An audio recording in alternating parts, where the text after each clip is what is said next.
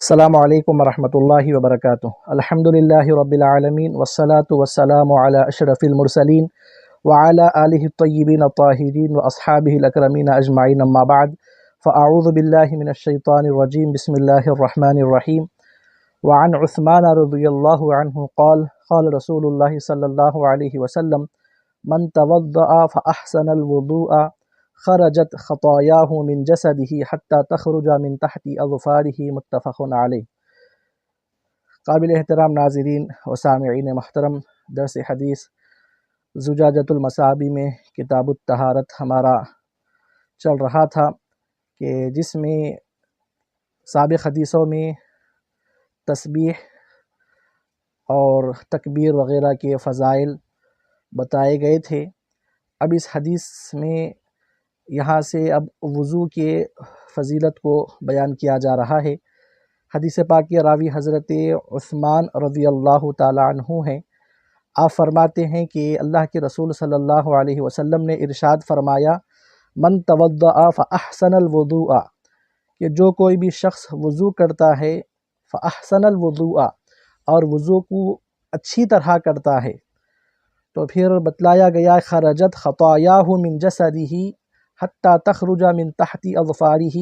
تو پھر اس کے جسم کے تمام گناہ یہ نکل جاتے ہیں، یہاں تک کہ ناخون کے نیچے کے بھی جو گناہ ہیں اس وضو کی برکت سے وہ نکل جاتے ہیں۔ عزیزان محترم، حدیث پاک میں جو الفاظ ہیں وہ قابل غور ہیں۔ آقا علیہ الصلوۃ والسلام نے ارشاد فرمایا، من توضأ، جس کسی نے وضو کیا، فاحسن الوضوء، اور وضو کو اچھی طرح کیا۔ احسان وضو کی بات یہاں پر ہو رہی ہے، تو پھر وضو کو اچھی طرح کرنے سے کیا مراد ہے؟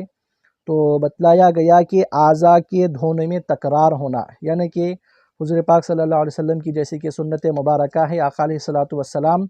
3 مرتبہ اعضاء وضو کو دھویا کرتے تھے۔ تو پھر لہذا احسان وضو یہ ہے، وضو کو اچھی طرح کرنا یہ ہے کہ 3 مرتبہ اعضاء کو دھویا جائے،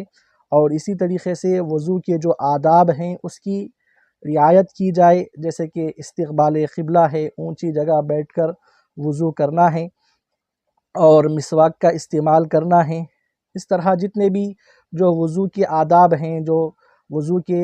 مسنون چیزیں ہیں، ان تمام چیزوں کا خیال کرتے ہوئے، اور اسی طرح ساتھ میں اعضاء وضو کو دھوتے وقت جو مأثور دعائیں آقا علیہ الصلوۃ والسلام سے یا پھر سلف صالحین سے جو دعائیں منقول ہیں، اگر کوئی بندہ مومن اس طرح وضو کے تمام فرائض اور اس کے تمام مسنون اور مسنونات اور مستحبات کے ساتھ اگر وضو کو کرتا ہے، تو عزیزان محترم بتلایا گیا کہ یہ احسان وضو ہے، وضو کو اچھی طرح کرنا ہے۔ تو جو کوئی بھی بندہ مومن اس طرح اگر وضو کرتا ہے، تو ایسے بندہ مومن کے لیے، ایسے متوضی وضو کرنے والے کے لیے یہ بشارت دی گئی ہے کہ اس کے تمام گناہ جسم سے وہ نکل جاتے ہیں، یہاں تک کہ ناخون کے نیچے بھی اگر اس کے گناہ ہوں تو بھی وہ تمام گناہ معاف ہو جاتے ہیں۔ یا پھر دوسرا مطلب یہ بتلایا گیا احسان وضو کا، کہ وضو کے مکمل کرنے والی چیزیں جتنی بھی ہیں، یعنی کہ وہی سنن اور مستحبات جتنے بھی ہیں، یہ تمام چیزوں کے ذریعے اگر کوئی شخص وضو کرتا ہے، تو عزیزان محترم بتلایا گیا کہ اس کے تمام گناہ نکل جاتے ہیں۔ اب یہاں پر حدیث پاک میں خرجت خطایاہ ہے، یعنی کہ گناہ کو مطلق طور پر بیان کیا گیا۔ تو یہاں پر ہمارے شارحین یہ بات کی وضاحت فرماتے ہیں کہ خطایا سے مراد یہاں پر مطلق عام تمام گناہ نہیں، یعنی کہ گناہوں کی جو 2 قسمیں ہیں، گناہ صغیرہ اور کبیرہ، یہ دونوں یہاں پر مراد نہیں ہے، بلکہ اس کے گناہ سے مراد صغیرہ گناہ ہیں، صغائر گناہ ہیں، یعنی کہ وہ گناہ جو کہ اللہ تبارک و تعالیٰ کے حقوق سے متعلق ہیں۔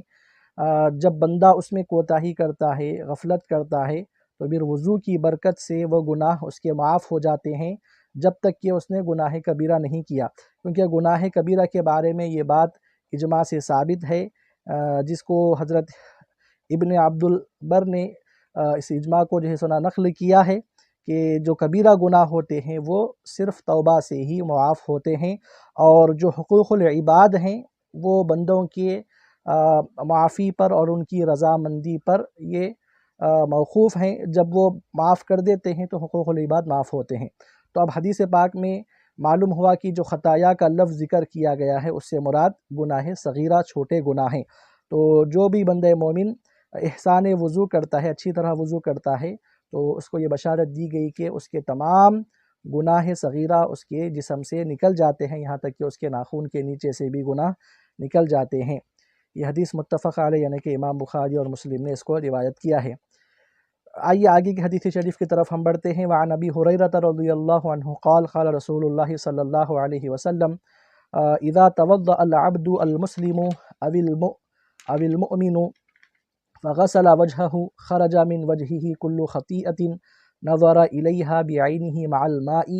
أو مع آخر خطر الماء فإذا غسل يديه خرج من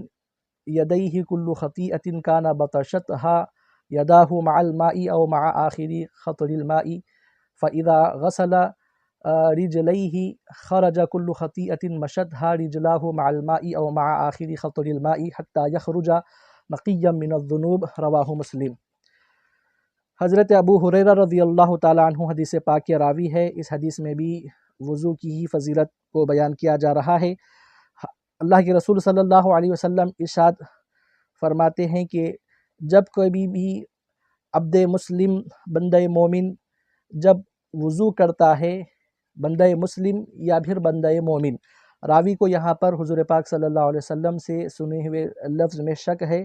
کہ آقا علیہ الصلوۃ والسلام نے عبد مسلم کہا یا پھر عبد مومن کہا۔ الغرض شریعت مطہرہ میں یہ دونوں مترادف ہیں کہ مومن اور مسلم۔ تو بتلایا گیا کہ جب کبھی بھی بندہ مومن یا مسلم، اور اسی طرح جو مؤمنہ جو بندی ہے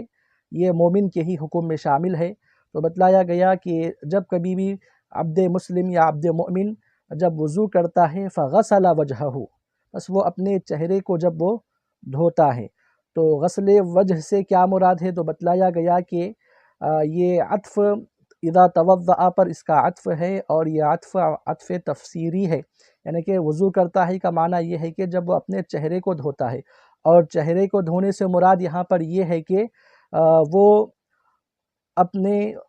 لیے وضو کا ارادہ جب وہ کرتا ہے۔ اب جب ارادہ کرتا ہے تو پھر ظاہر سی بات ہے ارادہ کرنے میں اس کی نیت شامل ہو جاتی ہے، اور وضو کا جب ارادہ کرتا ہے اس کی نیت ہوتی ہے وضو کی، تو پھر وہ نیت ثواب کی متقاضی ہے، اس نیت پر اس کو ثواب دیا جائے گا۔ الغرض جب بھی بندہ مومن وضو کا ارادہ کرتا ہے اور وضو کی جب بھی وہ نیت کرتا ہے اور وہ اپنے چہرے کو جب وہ دھوتا ہے، تو بتلایا گیا کہ خرج من وجہہ کل خطیئۃ نظر الیہا بعینہا، کہ اس کے چہرے سے ہر گناہ یہ نکل جاتے ہیں جس کی طرف اس نے، یعنی کہ کل خطیئۃ نظر الیہا بعینہا، ہر گناہ کہ جس کی طرف اس نے اپنی آنکھ سے اس نے دیکھا ہے۔ عزیزان محترم، چہرے میں آنکھ ہی نہیں بلکہ ناک اور کان، منہ وغیرہ بھی شامل ہے، لیکن چونکہ اکثر گناہ کا جو سبب ہوتا ہے یہ آنکھ ہی ہوتی ہے، تو لہذا آنکھ کا ذکر یہاں پر خصوصاً ذکر کیا گیا ہے، ورنہ اس میں تمام اعضاء شامل ہے۔ تو بتلایا گیا کہ اس کے چہرے سے ہر گناہ کہ جس کی طرف اس نے اپنی آنکھ سے دیکھا ہے، پانی کے ساتھ یا پھر پانی کے آخری خطرے کے ساتھ، راوی کو یہاں پر بھی شک ہے، الغرض پانی کے ساتھ یعنی کہ جو ہی پانی جسم سے جدا ہوتا ہے، یا پھر پانی کے آخری خطرے کے ساتھ، یعنی کہ پانی جب اس کے جسم سے جب جاری ہوتا ہے تو پھر ایسی صورت میں اس پانی کے خطرے کے ساتھ یا پھر پانی کے جدا ہونے کے ساتھ ہی اس کے تمام گناہ اس کے اعضاء سے، اس کے چہرے سے وہ نکل جاتے ہیں۔ پھر آگے بتلایا گیا فَإِذَا غَسَلَ يَدَيْهِ خَرَجَ مِنْ يَدَيْهِ كُلُّ خَطِيئَةٍ كَانَ بَطَشَتْهَا يَدَاهُ مَعَ الْمَاءِ أَوْ مَعَ آخِرِ خَطْرِ الْمَاءِ، کہ جب بھی بندہ مومن یا بن مسلم جب وہ اپنے دونوں ہاتھوں کو دھوتا ہے تو پھر اس کے دونوں ہاتھوں سے ہر گناہ کہ جس کو اس کے ہاتھ نے پکڑا تھا، یعنی کہ جس کو اس کے ہاتھ نے کیا تھا، جیسے کہ نامحرم کو چھونا ہے، اور اسی طریقے سے کوئی بھی ایسا عمل جو شریعت مطہرہ میں گناہ ہے اور اس کو ہاتھ سے کیا جاتا ہے، وہ تمام گناہ اس میں مراد ہے۔ تو بتلایا گیا کہ ہر ایسا گناہ کہ جس کو اس نے اپنے ہاتھ سے انجام دیا ہے، وہ ہاتھ کے بھی تمام گناہ پانی، وضو کے پانی کے ساتھ یا پھر وضو کے پانی کے آخری خطرے کے ساتھ یہ کیا ہے اس کے ہاتھوں سے وہ نکل جاتے ہیں۔ پھر آگے اسی طرح بتلایا گیا فَإِذَا غَسَلَ رِجْلَيْهِ، جب وہ اپنے دونوں پاؤں کو دھوتا ہے تو خرجت کل خطیئۃ مشتها رجلہ مع الماء او مع آخری خطر الماء، کہ جب وہ اپنے دونوں پاؤں کو دھوتا ہے تو ہر ایک گناہ جس کی طرف وہ اپنے پاؤں سے چل کر گیا ہے، یعنی کہ گناہ کا جو مقام ہے ان مقامات پر، ناجائز مقامات پر اگر کوئی شخص چل کر جاتا ہے تو پھر وضو کی برکت سے اس کے ان پاؤں سے بھی وہ گناہ تمام مٹ جاتے ہیں، معاف ہو جاتے ہیں، کہ جو کہ اس کے پانی وضو یعنی کہ پاؤں کے ساتھ جو پانی جدا ہوتا ہے یا پھر پاؤں پر جاری کرنے کے وقت جو پانی اس کے جسم سے جدا ہوتا ہے، ہر دو صورت میں بتلایا گیا کہ اس کے پاؤں سے وہ تمام گناہ سنا نکل جاتے ہیں، حتیٰ یخرج نقیا من الذنوب، یہاں تک کہ وہ گناہوں سے پاک ہو جاتا ہے۔ گناہوں سے پاک ہو جاتا ہے مطلب یہ ہے کہ اس کے جو اعضائے وضو ہیں وہ گناہوں سے پاک ہو جاتے ہیں، یا پھر بتلایا گیا کہ تمام صغیرہ گناہ یہ اس کے معاف ہو جاتے ہیں۔ اور یہاں پر حضرت ابن الملک رحمۃ اللہ علیہ فرماتے ہیں کہ جو متوضی ہے وہ اپنے وضو کی وجہ سے وہ اپنے تمام گناہوں سے پاک ہو جاتا ہے، اور ایسے گناہ کہ جس کو اس نے اعضائے وضو سے کیا تھا ان تمام گناہوں سے وہ پاک ہو جاتا ہے۔ عزیزان محترم، حدیث پاک میں قابل غور ہے، سابق حدیث اور ابھی جو حدیث بیان کی گئی ہے، دو حدیثیں قابل غور ہے، کیونکہ اس حدیث میں اعضائے وضو سے گناہوں کے نکل جانے کا ذکر ہے، اور سابق حدیث میں تمام جسم سے گناہوں کے نکلنے کا ذکر ہے۔ تو پھر یہ دونوں حدیثیں آپس میں ایک دوسرے سے ٹکرانے والی نہیں ہیں، ان دونوں کے درمیان میں تطبیق اس طریقے سے کی گئی ہے کہ سابق حدیث میں اور اس حدیث میں، کہ سابق حدیث سے مراد اس میں احسان وضو کی بات کی گئی، یعنی کہ وضو کے تمام سنن اور مستحبات، تمام چیزوں کے ساتھ جب بندہ مومن جب وضو کرتا ہے، نیت بھی کرتا ہے وضو کی، تو پھر ایسی صورت میں اس کے تمام جسم سے اس کے گناہ نکل جاتے ہیں۔ اور جب وضو کے وقت وہ بسم اللہ نہیں کہتا، احسان وضو سے وہ کام نہیں لیتا، بلکہ صرف واجبات جو ضروری چیزیں ہیں وضو میں وہی چیزوں کو کرتا ہے اور احسان وضو نہیں کرتا، تو پھر ایسی صورت میں اس کے صرف اعضائے وضو سے ہی یہ گناہ نکلتے ہیں، تمام جسم سے نہیں۔ تو اس طرح ان دونوں حدیثوں میں تطبیق کی گئی۔ پہلے والی حدیث میں احسان وضو کا ذکر ہے کہ جس سے مراد تمام اس کے جو مکملات ہے، جو سنن مستحبات ہے، ان تمام کے ساتھ وضو جب کرتا ہے تو تمام جسم سے گناہ نکل جاتے ہیں، صغائر گناہ۔ اور اس حدیث میں چونکہ خصوصاً یہاں پر اعضائے وضو کا ذکر کیا گیا، تو پھر صرف اگر کوئی شخص